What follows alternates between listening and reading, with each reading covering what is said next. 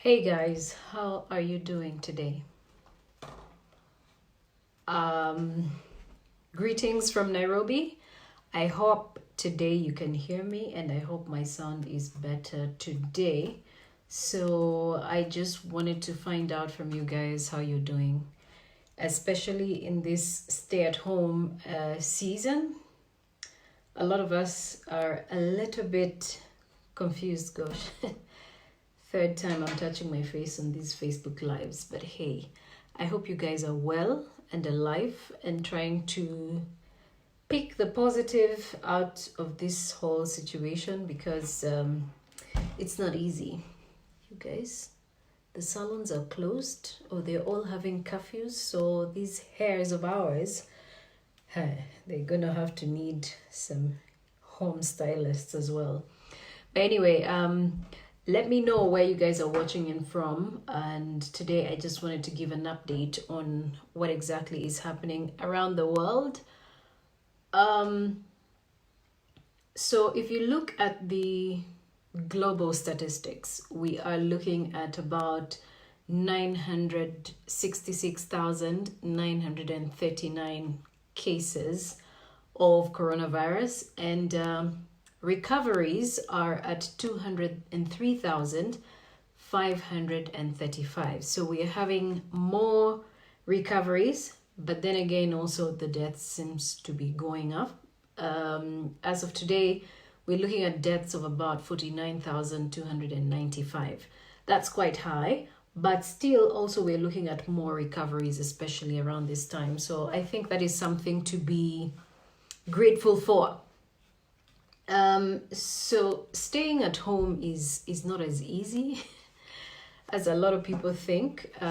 So I would like for those who, especially those who would like to work from home on a budget, yeah?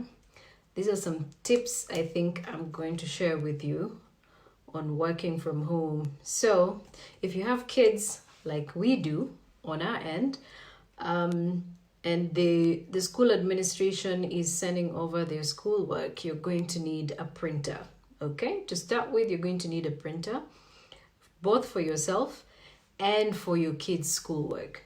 And then, if you can, there's pay TV that offers internet connection as well.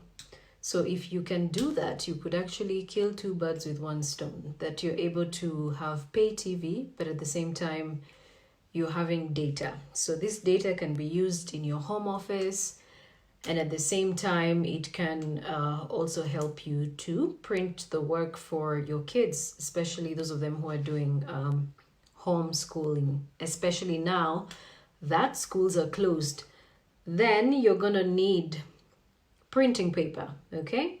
So now that you have the internet at home and you have a printer, you're also going to need either 2 or 3 reams of paper. So depending on the kind of printer you have, we actually have one that's colored and one that's black and white. The one that's black and white, we choose to use for the kids' schoolwork, because I guess there's not much that you need that's printed. And also there are these really nice affordable printers that maybe go for around, I think it's 4,500 Kenya shillings. And they also double up as scanners. So if you're scanning and sending documents, or you're scanning and signing documents and sending them back to the sender, you might want to consider a printer that's got a scanner as well. So you're able to scan your documents and send them back, or assign them and send them back to whoever is sending them over to you. So that in a way kind of makes the process of you working at home and staying at home easier, as opposed to you saying, oh, you know what, let me go look for a place to print, or let me go look for a place with internet so I can blah, blah, blah. But I'm sure knowing that you guys are online right now means that in a way you actually have some good internet connection, right?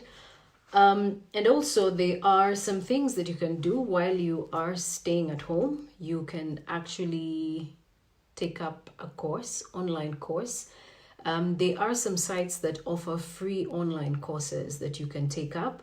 Deutsche Welle, which is DW, the German TV, are offering free German lessons on their site. So you can also go on there and find something that, can keep you busy. Maybe you want to learn a new language.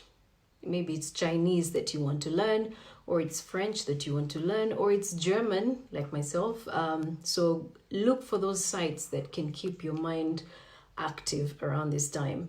And also, talking of staying at home, when we're staying at home, especially in this time, it's also important for us to come up with a budget. Of course, if you have been previously waking up and going to work and coming back late in the evening, now it's the other way around. So you're going to have to learn to be a bit frugal with your money, and you're going to have to learn to be prudent as well with your finances. So frugal and prudent at the same time with your finances, because you just don't know when this situation is going to come down. So it's really, really important for you to actually have that plan in mind, because the experts say this could go on for 5 months. Some say it could go on for 6 months. Some are saying 3 months. So ask yourself, with the finances that you have, can you maintain a takeout every day? Yeah, for the next 3 months. If you can't do that, scale down. Buy food, cook it at home, as opposed to going out or ordering in or ordering a delivery to be made at your house. So think about all of those things so you're able to balance out your finances.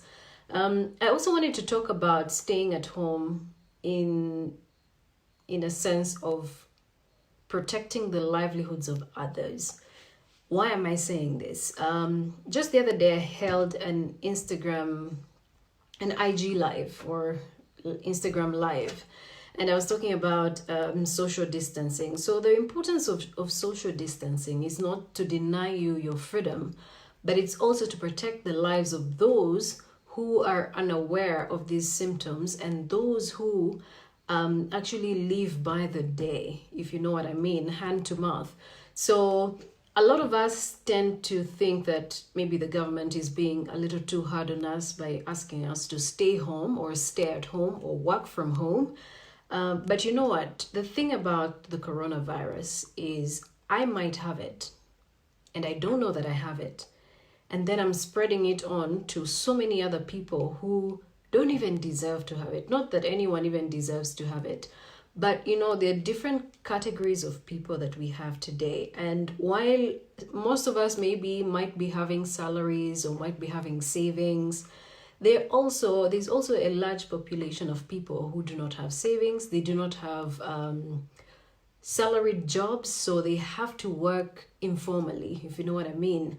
They're paid per job. And so when the authorities talk about social distancing, it's not that they're denying you the liberty of driving around as you pleased before, or maybe partying, going from party after party after party, or they're not denying you the liberty of going to the club or going to a restaurant or whatever. It's actually for a reason. And you see, the thing about this virus is that, first of all, it's imported. For the first cases, we can admit that these cases are imported. But the community transmission, which is happening right now in most parts of Africa, is one that really we can control, and we can control it by limiting our movements or restricting our movements. If you think that you're in a capital city where the virus is on the rise, don't go to the village. If you can, please don't go to the village, because you just never know if you're in the early stages of the symptomatic stage. And so you going with the virus, you're carrying it down to the village, to the old folks, and you're going to make them more vulnerable should it just happen that either of us happens to have the virus and are carrying it without knowing. It's important that you stay in the capital city where you believe that if you stay there, you'll be able to contain it and it doesn't have to spread to up country or to the villages in the rural parts, which is where most of us come from. So that in a way is the reason why we are being asked to restrict our movements. Don't go to the village if you can, but if you must, maybe because of the fact that you think you can't sustain yourself if you stayed where you are, that could be understandable. But if you can avoid it, please don't go to the village or don't go to the countryside, because if you're a carrier of this virus, the only thing you'll be doing is spreading it down to those parts of the country, and you do not want to do that. So another thing about social distancing is the kind of people it affects. So we have, of course, every country has the upper class, and then we have, I guess, the lower upper class. Yeah, we have the middle class, we have the lower class, is it? Yeah, whatever classes they are and whichever way they are categorized. But let's also have in mind that the people, or maybe let's look at the first cases of the coronavirus in any country in Africa. Either most of the cases, let's just say 100% of the cases, were imported cases.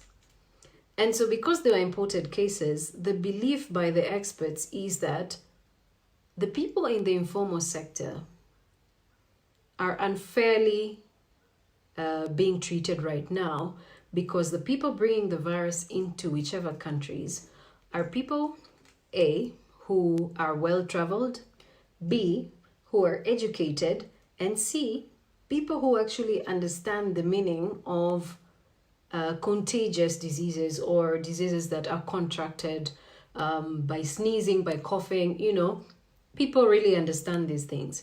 Now, there's a category of people who maybe have not acquired formal education, and maybe access to information is not as easy.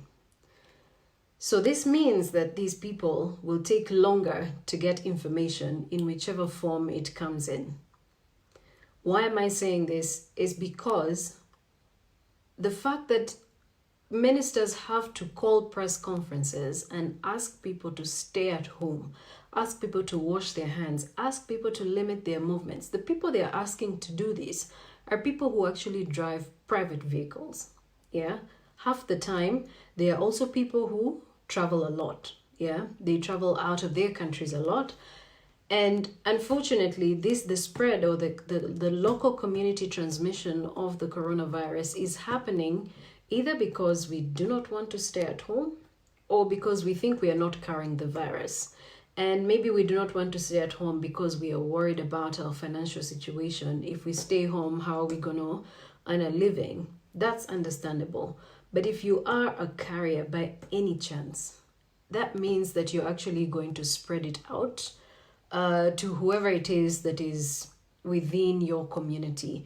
So best to stay at home or restrict your movement. If you have to move, really let it be under very cautious measures. Carry a mask. If you're sneezing, sneeze in your elbow, cough in your elbow. Don't spread the virus. Let's take seriously what our governments are saying. I know a lot of times we don't listen to what the government is saying, and maybe sometimes rightfully so, because we think that the government is not forthcoming in terms of delivery of services. But when we are faced with a crisis like this, really, it is a time for us to even now stop saying we will blame the contraction of this virus on the government. They have a role to play, but we also have a role to play as individuals. And the sooner we understand that this virus spreads faster within communities, the sooner we will take serious the issue of social distancing.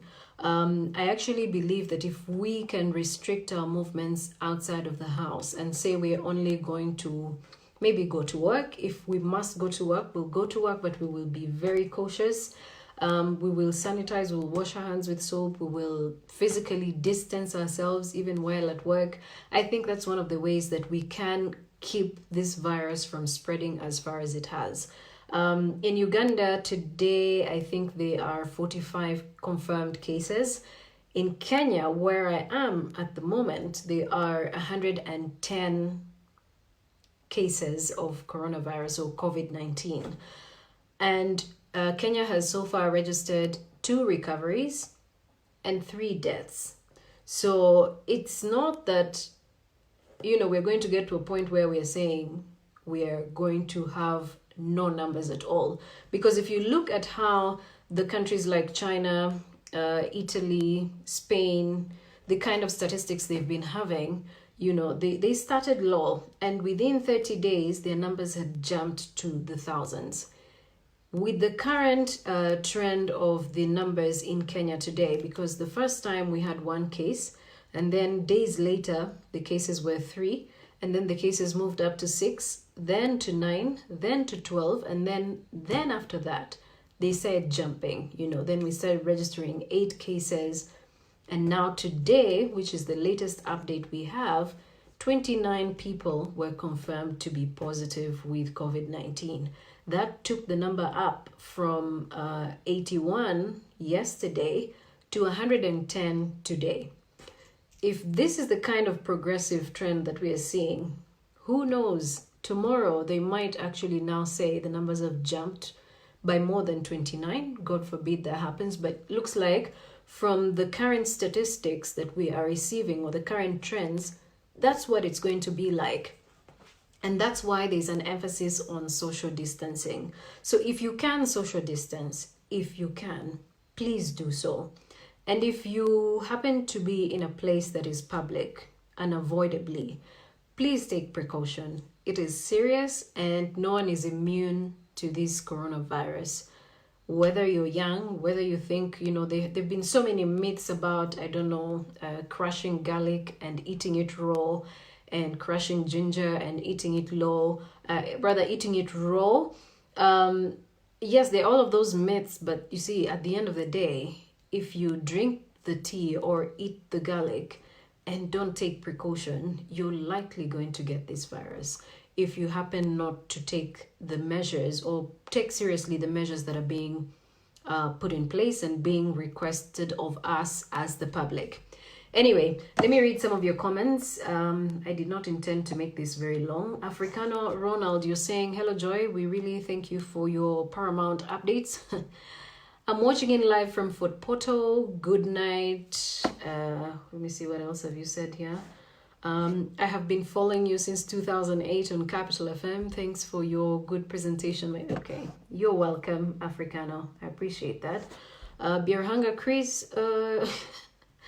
Okay, let me let that pass. John, you're saying if you have a smartphone, Cam Scanner app should be your scanning option. Absolutely. Okay, I'm also seeing someone here saying, let me see, keep them coming. Okay, you're welcome. But hey guys, seriously, if you can avoid social distancing, please do that. If they say stay at home, please stay at home.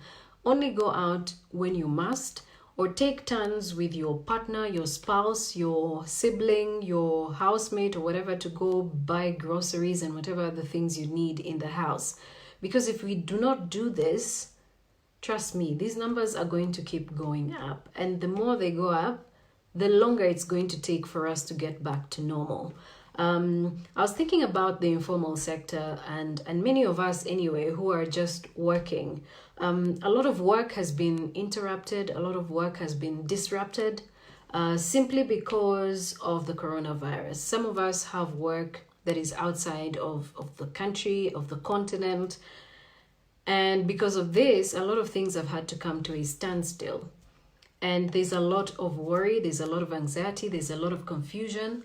But it still doesn't mean that we should neglect the fact that the health measures that are being asked of us are what are going to make us go back to work sooner than we expect. Because the more the numbers increase, the longer it's going to take for us to get out of a lockdown or have curfews lifted or even just resume normalcy, whatever that normalcy is going to be after this whole situation. So the health experts are saying it's going to get worse before it gets better, but we have to keep the hope alive and try as much as we can to work with what we have at the moment to keep our lives going. And until we can see some ray of hope that normalcy is going to return, I guess by normalcy will mean that we can now fully go back to work and work the normal hours we've been working. The airports are going to be reopened. Travel is going to now be free as it has always been. Until that time, really, I don't think we are going anywhere, especially if our numbers keep going up. It's going to take longer for us to go back and resume our normal schedules. So please, let's stay at home if we can. Let's work from home if we can. Let's physically distance. Let's socially distance. Make use of technology tools to have virtual meetings. Avoid unnecessary movement if you can. Wash your hands with soap. Sanitize your hands. Check up on your families so you do not get anxiety or depressed or worried out of your skin. And pray to God, with whatever is happening in our lives. I believe that God is the overseer of everything. He's got the whole world in his hands, and I guess we just have to give it all up to him and do what we can. Take care of yourselves. Until tomorrow, have a good night. God bless you, and bye-bye.